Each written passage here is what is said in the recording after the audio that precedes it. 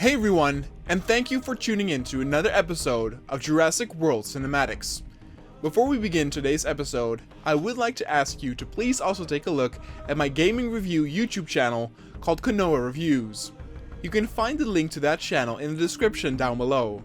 I do reviews of both old and new games, and you can even request some reviews, including of course, dinosaur games. So please take a look at my channel Konoha Reviews, and if you like what you see, then please subscribe, as it helps me out a lot. Thanks, and enjoy the rest of the episode.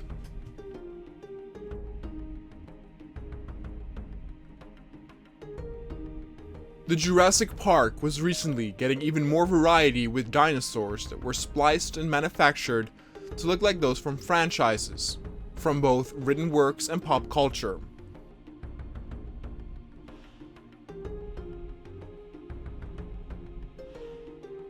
That opened the door to a lot of possibilities. The last two dinosaurs were retrieved from the recently discovered Skull Island, and with that discovery, many more parties went on to look for forgotten lands in order to make a fortune by finding new creatures.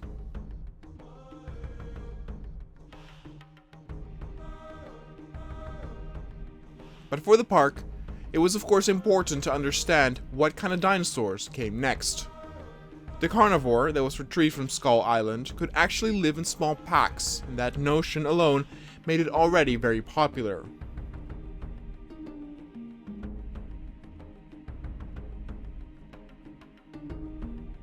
Over the past few months, a lot of carnivores have been added to the park, and there were those who were afraid that the balance between the plant and meat eaters would be a bit disturbed by the recent additions.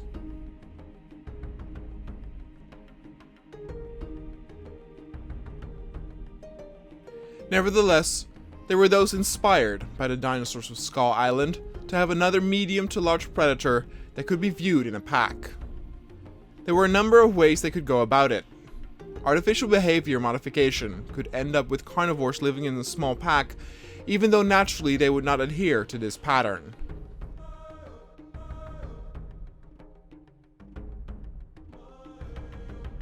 But that also might seem a bit too artificial to some, and thus they looked at the options that were left on actual dinosaurs that were both carnivores and were seen as pack animals.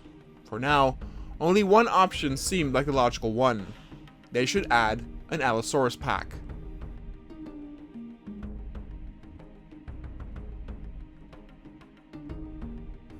But of course, after it was decided on what dinosaur would be added next, the following decision would be if the already known Allosaurus would be added from the safari park, or a newly genetically created one.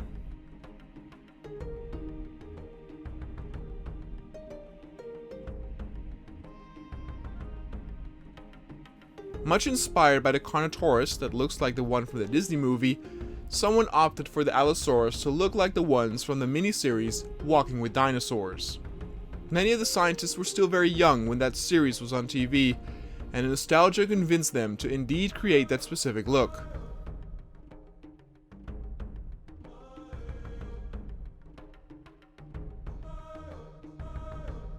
And then after the debating was over, the new dinosaurs could be welcomed to the park.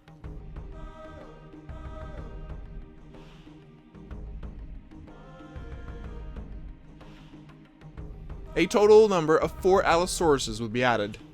Their look was incredibly cool. They were much smaller than some of the predators already in the park, but they were built so much more agile.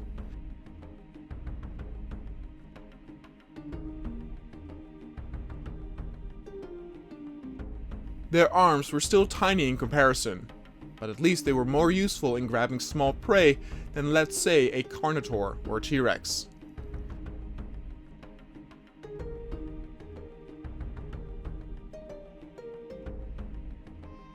The red crests on their snouts really stood out.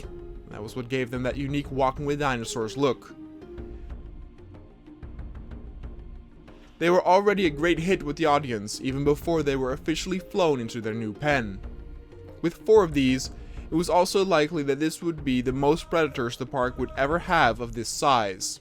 Upcoming larger carnivores would in all likelihood be brought in solo or as a pair.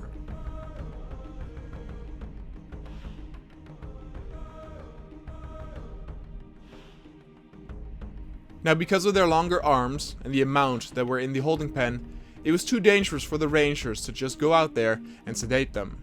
Instead, they had already been given some sedatives in their food before being released in the holding pen altogether. This made it much easier to put them down for transport.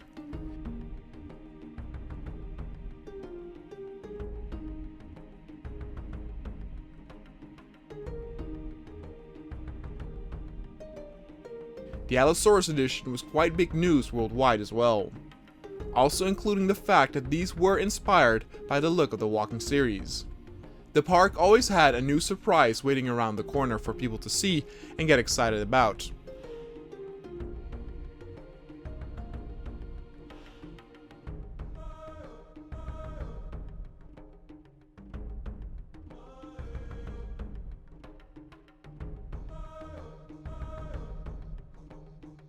It almost seemed like a common theme that pack or herd animals were the most jittery when they arrived at their new living pen.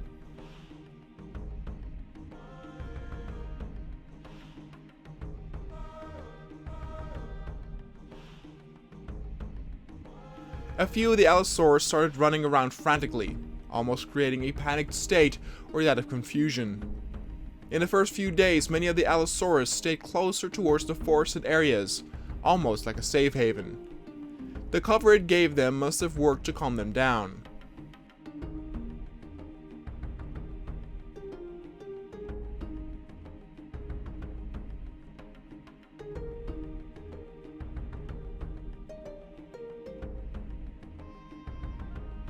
Now, not all of the Allosaurus displayed this behavior, and a few went through the usual steps of having a drink of water or some food first.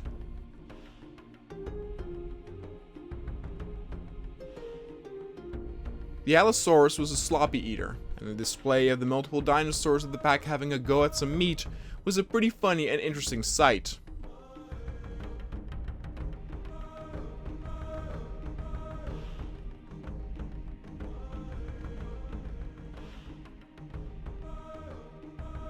The pen was also the exact right size for this many dinosaurs, but as the weeks went on, it was time for yet another new addition.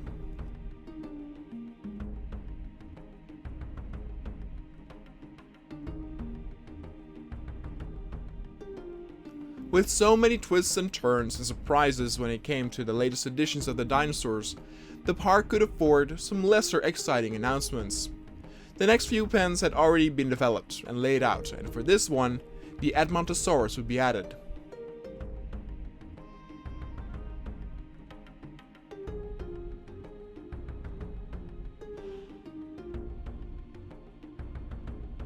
Now, this friendly herbivore was pretty commonly seen among other herd grazers like the parasaur, but for this occasion, only Edmontosaurus would be added to the pen.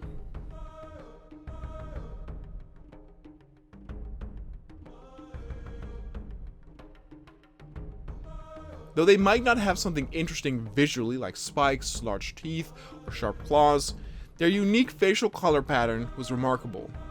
In some ways, they shared the same color style as male ducks or many other male birds, where the male was a lot brighter colored, mostly to impress a female for a potential mate. But with the Edmontosaurus, both male and female had these interesting colors which fascinated the scientists even more.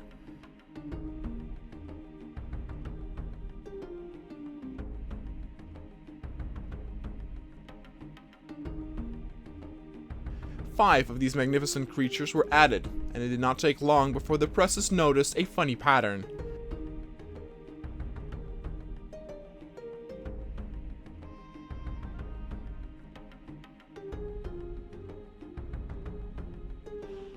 The last four that were added had a blue, red, purple, and orange color pattern. The pattern made it seem like they were wearing a mask. The Edmontosaurus were initialized as the Ninja Turtle dinosaurs of the park.